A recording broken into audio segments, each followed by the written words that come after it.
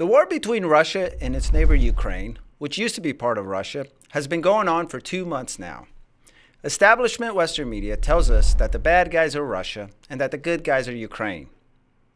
But thanks in part to our media's impressively long record of lies, propaganda, and outright ineptness, it makes sense why many would believe the opposite. Because whatever the activists at CNN and the New York Times say, you can begin by eliminating that as the truth. We also know that there is a significant deep state influence on the most powerful Western governments, which makes their actions automatically suspect. So oddly, there is now a portion of the American population who supports Vladimir Putin, a certified communist who is leading a government that arrests people just for disagreeing with its actions. So is it possible that what's happening here is a battle between two villains? I'm Paul Dragoo, and in this Freedom is the Cure episode, we're taking a nuanced, non-binary look at this war, and we'll try to wade through a marshy information fog in order to establish a position that benefits everyone who values liberty.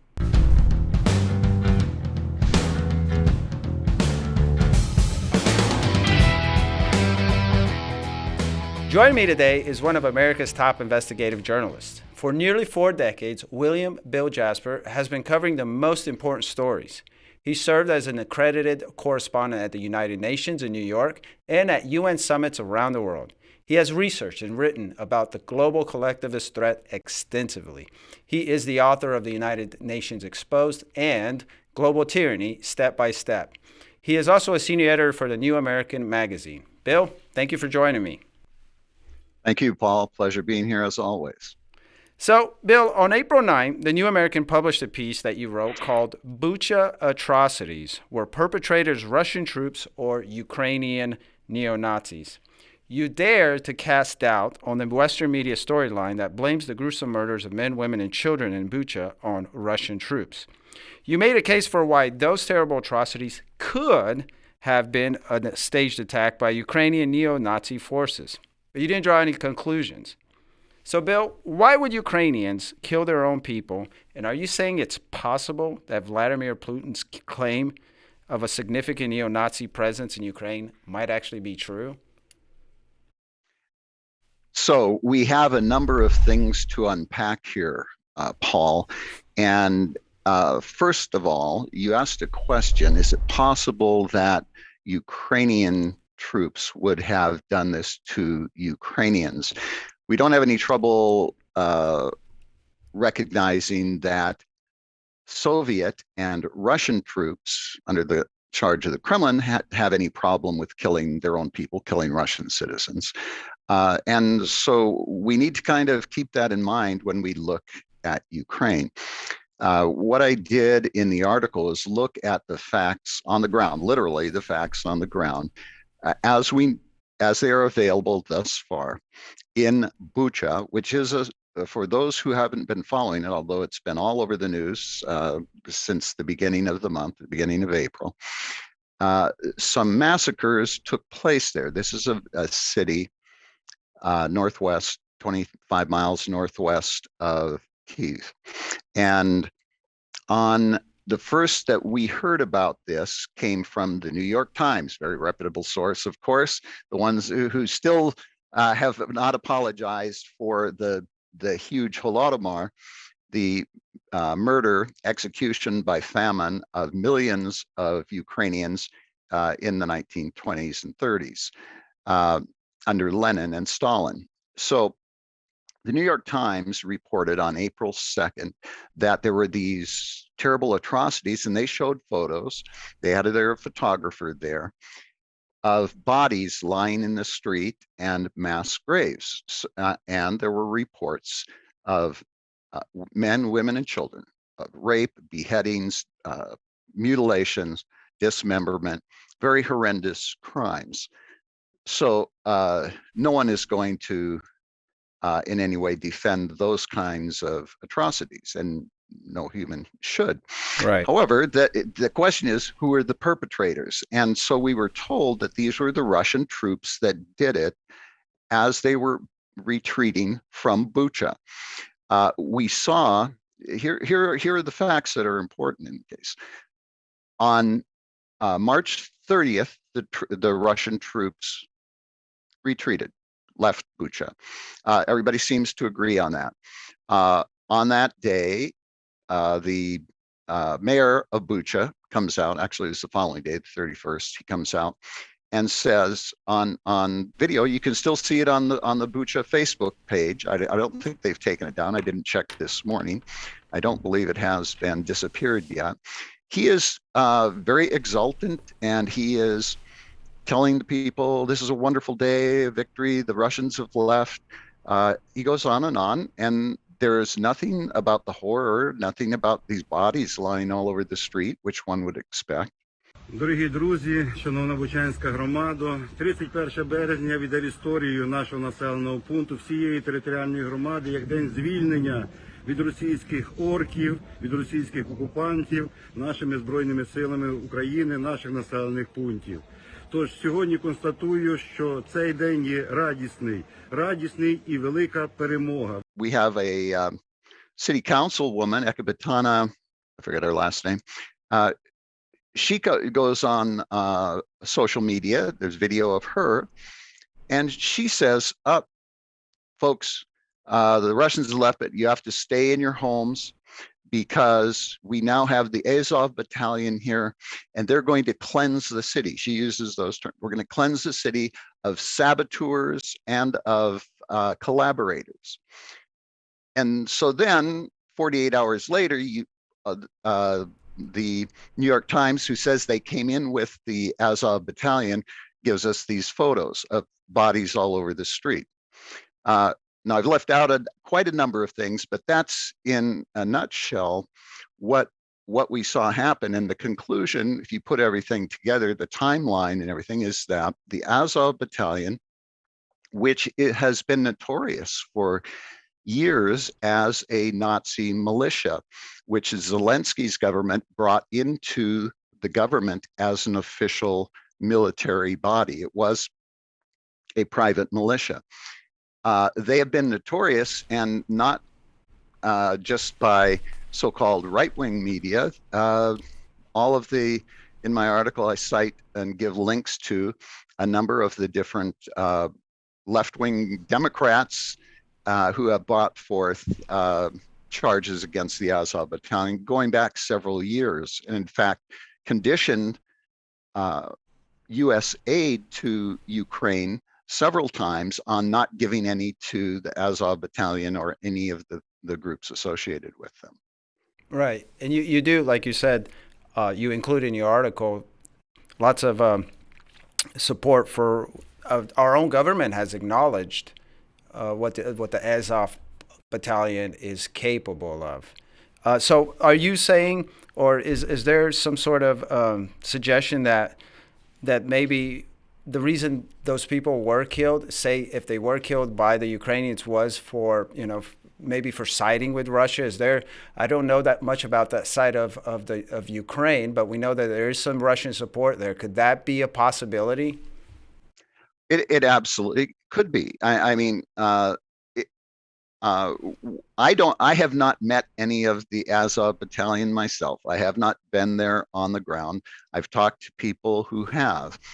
And the facts seem to comport with the concerns that have been expressed across the spectrum for the last several years, actually going back 8 or 9, 10 years, by Western media, by human rights groups, about the Azov battalion being especially cruel, being very savage.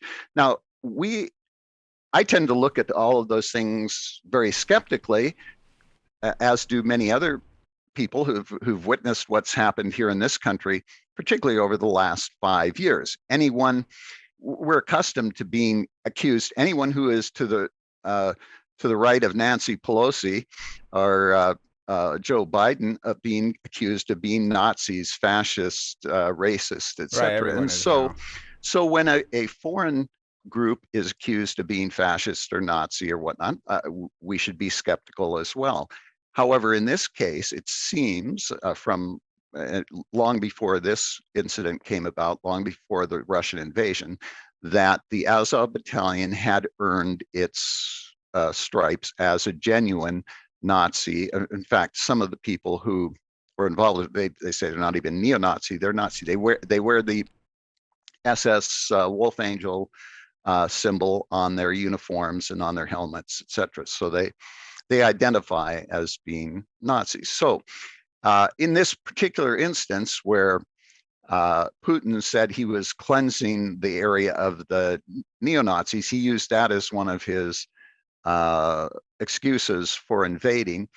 Of course, he was using it for his own purposes. The problem is it was the Russians saying it, right? Right. And so I've written a follow-up article to this, pointing out a very important historical lesson, which goes right back to Ukraine. In Russia, or rather in Poland in 1940, the Russians came in, the Soviets came in. We should distinguish between the Soviets, the communist Soviet government, and the Russian people. The Soviet Red Army came in. They took thousands, they defeated the Polish army. They took thousands of Polish officers captive and enlisted men. But there is an infamous massacre known as the Katyn Forest Massacre, in which 8,000 Polish officers were executed and buried in mass graves. In Ukraine, in Kharkiv, another mass execution of Polish officers, intellectuals, government officials, whatnot, were executed. And so total, there were several others as well. Over 22,000 Polish leaders were murdered, executed by the Soviets. They blamed it on the Germans, on the Nazis. Mm-hmm. And this was used to get more support for America to come in into the war on their side. Now, the fact that the Soviets did it does not mean that the Nazis were the good guys. We had two villains there. And in this particular case, one set of villains, the communists, carried out a terrible atrocity on a scale much larger than Bucha, and they blamed it on the Germans, on the Nazis. Now, that was preached as gospel in our media for decades. And at the time, Franklin Delano Roosevelt, who was our president, knew from his own ambassadors, from his own State Department, about the facts on the ground that no, this was the Soviets who had done it. But he didn't he didn't want that to come out. The New York Times didn't want it to come out, and so it didn't come out. We published things about it going clear back 40 years ago, but it just was in the 90s when Russia began to acknowledge it, and it was just a decade or so ago that Putin acknowledged that it was the Russians that did it, not the Germans. So it's important not to be manipulated by propaganda like this, so that we make decisions based upon emotions that are constructed by those who want to create a certain narrative to accomplish an objective. And in this particular case, they're doing everything possible to ramp up our emotions in order to get us to all jump behind the current foreign policy objective, which is to get America more and more involved in this war. Right. I was going to ask about that, but you answered my question. Obviously, what Ukraine and Zelensky and the West would have to gain from this is more involvement. Get people. Oh, it's been a huge propaganda victory for them, because who can side with evil people that carry out these kind of atrocities? And so it automatically causes our emotions to want to run to the aid of the victims. And in this case, if the victims, and we don't know the bodies that we see there that are genuine victims of atrocities, we don't even know that they are or were collaborators or saboteurs. And even if they were, we believe in due process and not extrajudicial murders and even executions. If they're caught in the act, they don't justify mutilations, torture, and atrocities.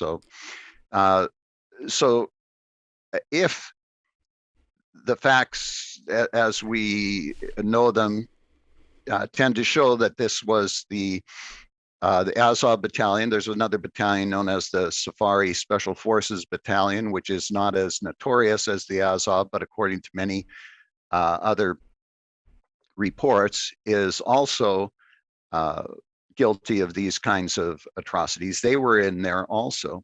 But if they're the ones that carried this out, then they're the ones who should be on trial. And it gives us a much different look at what really happened there, and the Zelensky government's involvement in it. I think this is it seems a little harder for people to process. I don't know if it's because we're used to, a binary outlook, the way even history is pitched is a lot of times it's like a, like a J.R.R. Tolkien novel. You got your good guys and your bad guys, and all you did was cast doubt on, you didn't conclude, who was the good guy and the bad guy. Now, with that being said, there is a lot of, what that has done is it has garnered, maybe, I don't know if you exactly, but those who would do this type of reporting, or those of us who have said, look, this is really not black and white at all. There's a lot of nuance in here. And like you said, there isn't really a good guy in this. And it has garnered accusations of pro-Putinism. And we do have some folks we have a lot of people, it seems like, I don't know what that number is, but there are some people who are pro-Putin, and then there are those who, are lobbying accusations of pro-Putinism. So let's kind of dive into that. First and foremost, the New American, as does the John Birch Society, has a long record of exposing Putin, who he is, the communist that he is, the tyrant that he is. And so you want to kind of start... is Putin, for instance, is he fighting? Is he a hero now? Is he fighting the New World Order? Is he a great defender of Christianity? You want to start diving into that. Let's talk about our not pro-Putinism. Yeah, so this is very important because particularly in the last decade, but especially since the Trump era, with all of the very vicious attacks on not just President Trump, but on his policies and all of his supporters, we have seen how terribly rancid and wretched and what a terrible lie machine our media is, the fake news media. And so people don't trust them at all. And so when the media starts attacking Putin, they think he must be a good guy. And that seems to be borne out by much of the propaganda that's coming from Russia, in which Putin seems to be, to many people, the only major leader in the world who is supporting Christianity. I said seems to be because I've dealt with this. I've spoken at Christian conferences and the pro-family, pro-life conferences where a significant number of people hold that view. Why do they believe that? Well, they look around our culture today and they see the President of the United States, Joe Biden, just last week or the week before, proclaims Transgender Visibility Week, and he's endorsing the transgenders, and he puts transgenders on there. We have the LGBTQ, LMNOP, XYZ lobby very militantly pushing every boundary away here in the United States. They're very radical and militant up front about that now. We have the abortion lobby here going crazy, and Putin seems to be, because he has declared that the LGBTQ lobby is not welcome there, and he's reduced the abortion rate there, and he's opened the churches, and so that looks very good compared to what we're seeing from Western leaders who are embracing all of the evils that are destroying our Western, what remains of our Christian civilization. Well said. We have been very upfront from the very beginning. When all the rest of the media was promoting Putin, most Americans may not remember, but going back even before he was first named prime minister by Boris Yeltsin, clear back in 1999,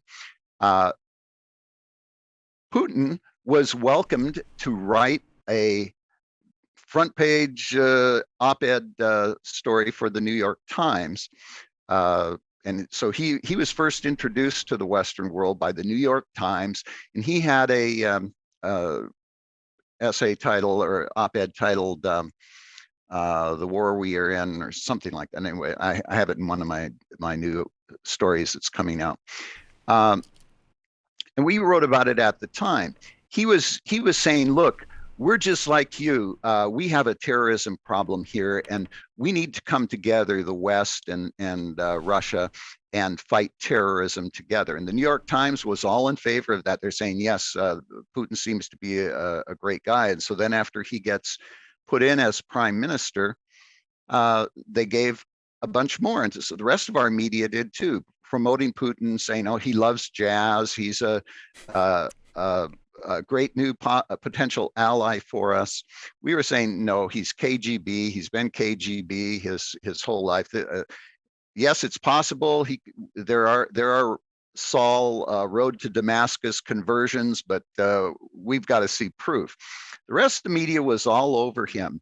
And George Bush, after 9/11 in 2001, after the terrorist attacks, again promoted this idea that we have to join together with Putin as an ally against terrorism. And the media played up that Putin was the first world leader to call President Bush after 9/11. And so this was a wonderful example of what we could expect from Putin. So for the first 10 years of his prime ministership, president, and then prime ministership again, he and Medvedev rotated in and out of office there. We were pretty much alone at the New American, trying to tell people, look, don't believe this. This is a terrible deception, because we pointed out all of the other things that he was doing, all the journalists he was killing, the dissidents he was killing, the assassin teams that he was sending over to Europe and other places to kill dissidents, the fake war that he launched in Chechnya, based upon his own FSB, KGB blowing up apartment buildings in Moscow and blaming it on the terrorists to justify going to war against the terrorists against the people of Chechnya. So we were exposing him all along. So we are not pro-Putin. We've been consistent for over 22 years, going back to 1999 on him. And of course, before that, to Chernenko and Brezhnev and those who preceded him. So there was a change that took place in 2008 when Putin, Russia, invaded Georgia, not Georgia, United States, but the country of Georgia. And that caused a kerfuffle for a while, and a bunch of the foreign policy establishment, the Bush administration, wants to say, oh, you're a bad guy, Putin. And they kind of wrapped his knuckles, and then they started up with him again. And we had when George Bush was succeeded by Obama, Obama was promoting Putin. So we've had Republicans and Democrats in the White House and in Congress promoting Putin for years. Hillary Clinton has been a big promoter of Putin, and her husband, Bill. And in fact, Hillary helped set up the Skolkovo, which is the big Silicon Valley of Russia. President Medvedev, who was Putin's sidekick, came over here to the Silicon Valley in 2008 and met with all the big guys at Cisco Systems and Microsoft, et cetera, and invited them all over to to Russia. Hillary Clinton facilitated that. She went over there. Joe Biden went over there. You can see still on the Wayback Machine when Biden was vice president, he went over to Skolkovo. He met there with Putin, with Medvedev, and Skolkovo has been built into this great big tech center in which our top tech companies have been building the technocracy there that is helping Putin carry out his various attacks. We were almost alone in opposing and exposing that. Everybody said, "Oh, this is wonderful," and so you had all the tech titans over there, all the big business, Goldman Sachs, Citibank, all the big bankers and big business people saying this is a wonderful thing, and so it went like that until 2014. And what happened in 2014? Well, that was Putin's first invasion of Ukraine in the Crimea. And so then supposedly all the media turned against him, and he is now the villain. They were promoting him all up until that time because he was going to help bring in, they said, and he said, a new world order. He was welcomed at the World Economic Forum even after the invasion in 2014. He and the other oligarchs who work very closely with him were big features at the World Economic Forum, which is the main center for globalist elites bringing forth this great reset for a new world order. The control center. Yes. So Putin has been helping bring along this new world order, this reset of the whole planet for quite some time. And when I was speaking at Christian groups and pro-life groups that were confused about this, and it's easy to see why they are, because you can see propaganda coming from Russia where you have long processions of people praying and singing hymns and carrying icons, and you see President Putin at a baptism where he is a godfather and he's making the sign of the cross, and it looks very good. Then you contrast that with the scenes that look like they're out of the abyss from the gay pride parades, etc. Mm-hmm. And you go, okay, well, this is the sacred, this is the profane. And the important thing to remember here, and I brought it out in this article and previous articles of a special issue that we're putting together right now. It'll be out next week. This is not the first time that the communist leadership in the Kremlin has used religion like this. Back during World War II, when you remember at the beginning of the war, Hitler and Stalin were working together. They were dividing up Europe between them. They were allies. So we had the Molotov-Ribbentrop Pact, the Stalin-Hitler Pact. And then, as always happens in these kinds of criminal enterprises, just as we have in the Mafia and the drug cartels and whatnot, the thieves, the murderers have a falling out and they turn on each other. And so when Hitler turned on Stalin, he was getting his tail kicked and he needed help. And so he says, we've got to get the Russian people behind us. So many of the Russians were still opposed to the communist regime. So we have to use nationalism and religion. And so he really appealed to the nationalist patriotism. Look, Mother Russia is being invaded. We must stop the invaders, the barbaric invaders. And we needed the spiritual backing, the moral backing of spiritual authority to do this. So they resurrected the Russian Orthodox Church, and they simply ordained a bunch of communist apparatchiks to be bishops and metropolitans, and they released some who were genuine, who were in prison, and they said, look, come back out. We know the error of our ways. We need religion here. And a lot of them went along with it, and they were able to get the Russian people to come behind them. And that's what they're doing now and have been for the last 20 years. Russia recognizes that, and it's in their own literature, and it's in literature of demographers all over the world, that Russia is facing a very critical time in its demography. They are dying. They have an aging population. They have been the leader of abortion since the communists took over in the Bolshevik Revolution. That's where the big push for abortion came from, going clear back to the early 1920s. And so for several generations of doing this, they now are dying, and they recognize, the Russian Academy of Science says, that if they don't reverse this, that by 2050 the United Kingdom will have a higher population than they do. So because they've already destroyed demographically such a large segment of the child-producing womanhood, they now are encouraging people to have not just 2 children, but 3, 4, 5, 6 children.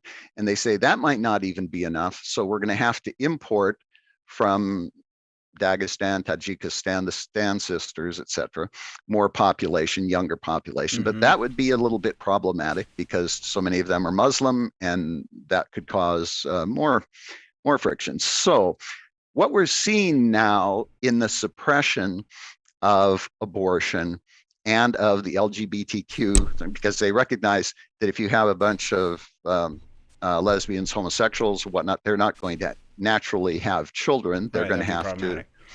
Yeah. So it is, what they are promoting now is the same as when they were fighting Hitler. It's not for a moral purpose, a moral reason. They're doing it for a very practical, pragmatic reason. We need religious fervor and natural families in order to repopulate. So they see humans as rabbits that, now you want them to produce, now you don't want them to. We'll keep them in cages, but we're going to move them around. Right. What you wrote about that at least one time in 2014. You're a Putin defender of Christian faith and morality. I don't know if you remember that article. And you documented, names of communist agents who are, put at the head of the churches and whatnot. And as you said, it's people are looking over here. We're seeing the depravity, the decadence, and obviously there's a lot of. Maybe it makes sense. Here you have a leader who's standing up for Christianity and whatnot. Now, I wanted to go back to, you were talking about how he is part of the globalist system, reinforcing, perpetuating this oncoming Great Reset type system. Is it possible, because earlier you also mentioned the break between Hitler and Stalin, is it possible that in between all the things that he has said has shown that he is part of that, he's very well on board with it, that there may have been a break between Putin and the strategists and the planners, the globalists of the Great Reset? Yeah, so this is this is one of the speculative areas that I've had this debate with friends of mine who follow this very closely. And so the question is, in any kind of arrangement like this, I mentioned earlier the Mafia or the drug cartels. They do from time to time have conferences and get-togethers where they decide, okay, let's work together, let's divide up things, and let's not be fighting amongst each other. And they unify the drug cartels, gangs in various cities, or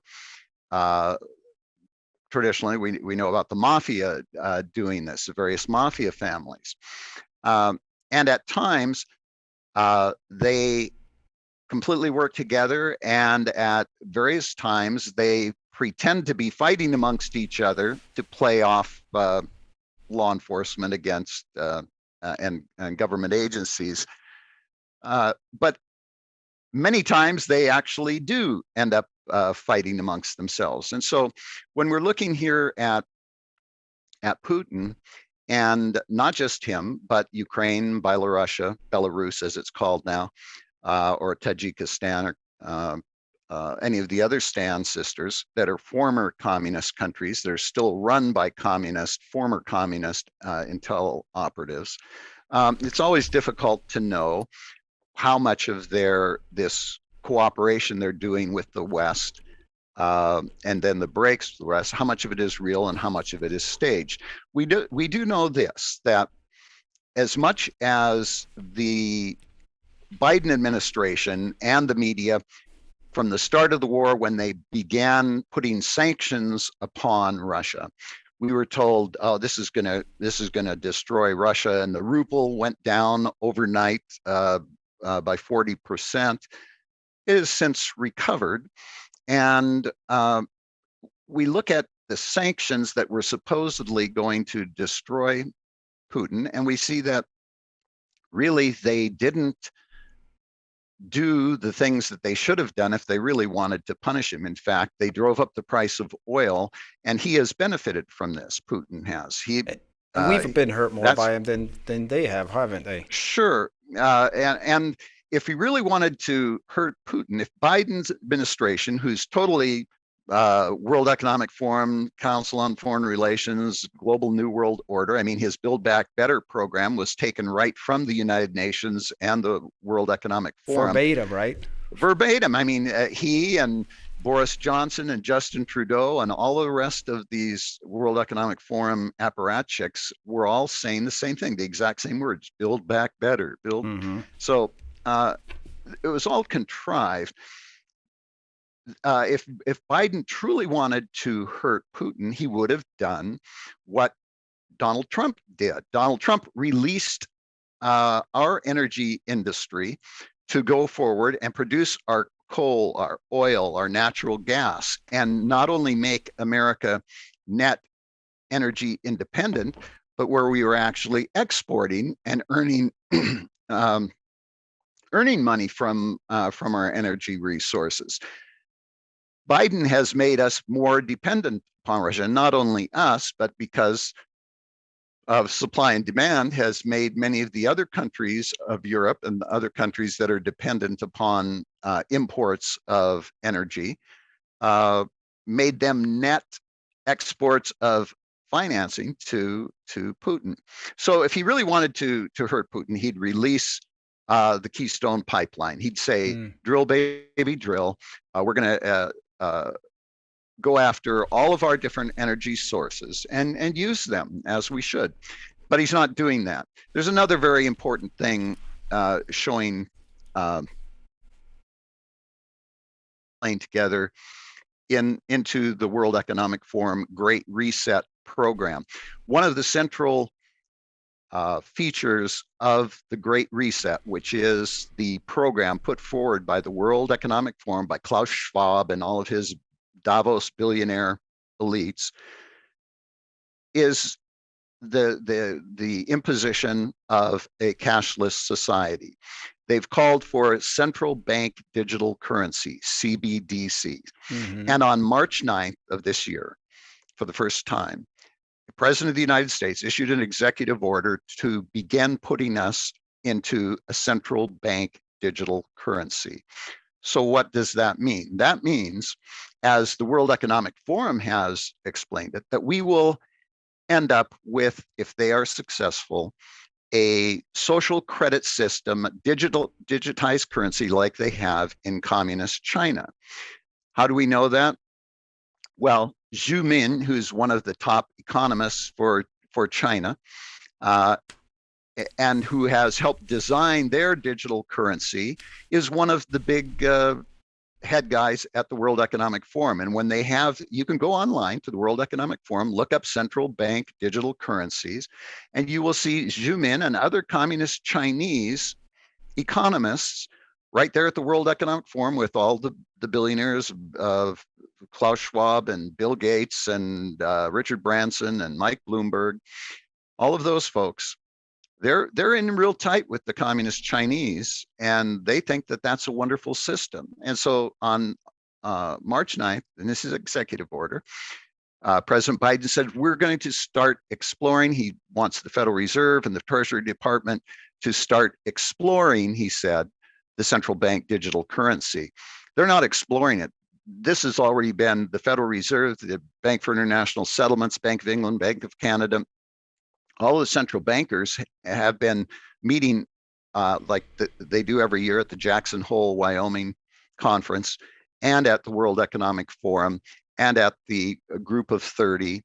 They've been pushing this for a number of years, and they've been working very closely with the Chinese Communist government. And in China, if you want to see where this would be going, look at what's happening in China. You cannot buy anything there. You cannot go anywhere without a camera being on you. They have hundreds of millions of cameras everywhere. And if you say anything on your social media, or if you do anything that they disapprove of, if you don't clap hard enough when Xi Jinping's speeches are broadcast, that goes as a negative on your social credit system, and you might not be able to buy any food, gas, or anything else. So this is very important. And Putin's invasion of Ukraine is helping us move in that direction. How?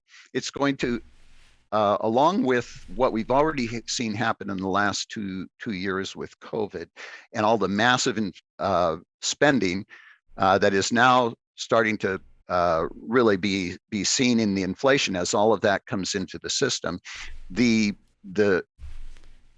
Russian invasion of Ukraine is bringing us now to the point with the energy and the inflation to where the US dollar is in a very precarious position. And it's going to, will it push us over the edge into this central bank digital currency? A lot of people think it will. A lot of economists think that that's where we're headed. So there's a lot of factors at play here, which go way beyond what we're seeing in our regular news. Whether it's Fox or CNN or whatnot, they all seem to be promoting this idea that we have to get involved further and further into this war.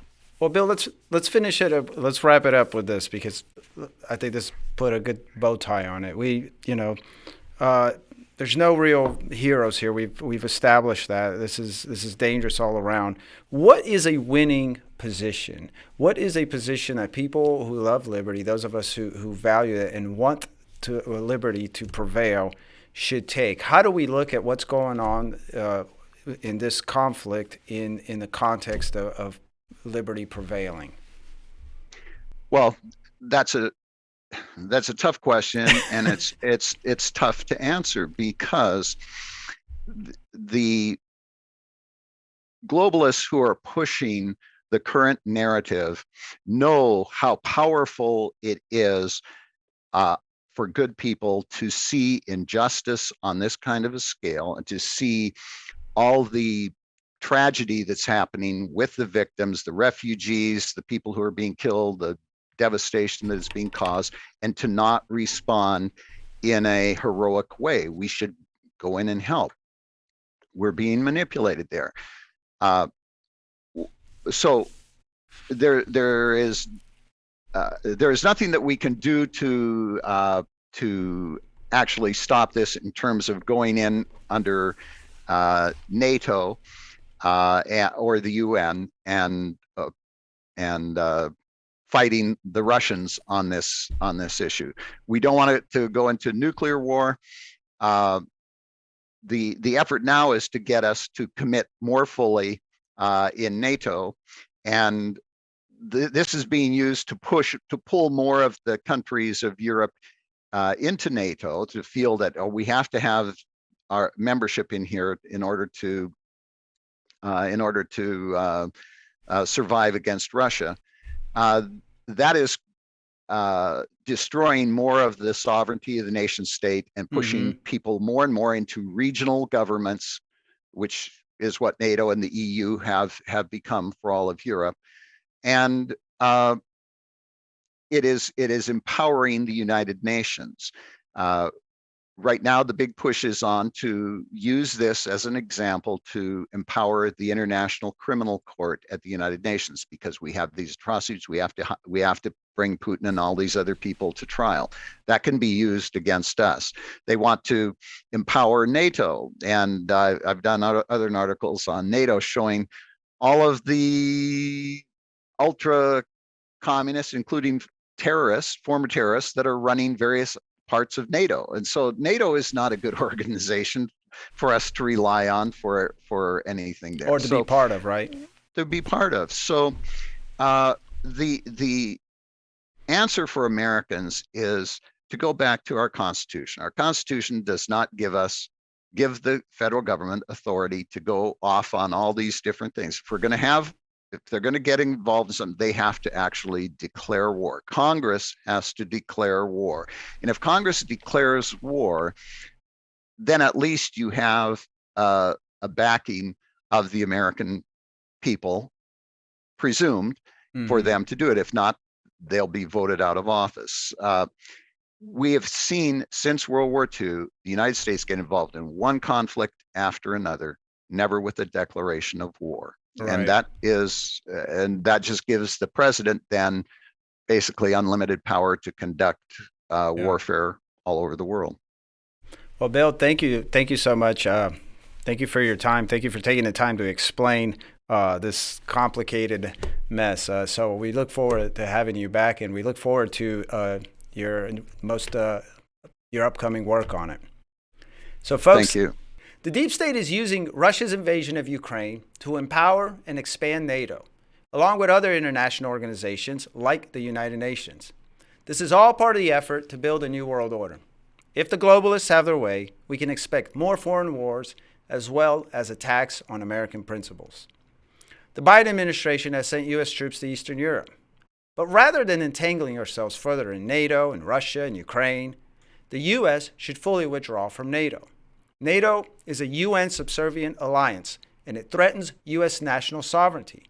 Again, it's very important that Congress follow the advice of the Founding Fathers and withdraw the U.S. from this entangling alliance. So tell your congressperson to get us out of NATO instead of expanding it. And then join the JBS and start pitching in the effort to restore national sovereignty and personal liberty. And remember that whatever the societal problem, freedom is the cure.